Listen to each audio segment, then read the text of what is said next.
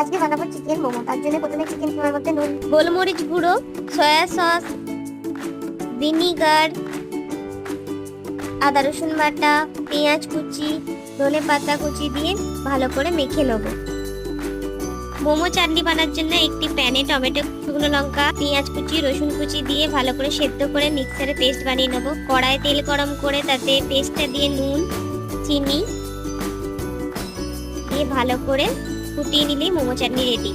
এবার একটি পাত্রে নুন, তেল, ময়দা একসঙ্গে মিশিয়ে জল দিয়ে মেখে মোমোর ডো বানিয়ে নেবো। তারপর এটাকে রেস্টে রেখে দেবো খানিকক্ষণ। এবার এর থেকে ছোট ছোট লেচি কেটে তার মধ্যে চিকেনের পুর দিয়ে মোমোর শেপে গড়ে নেব। এবার একে একে মোমোর গুলো তৈরি করে নেব। এবার স্টিমারে জল বসিয়ে মোমোগুলো দিয়ে স্টিম করতে দিয়ে দেবো। এরপর মোমোগুলো হয়ে গেছে এবং মোমো রেডি।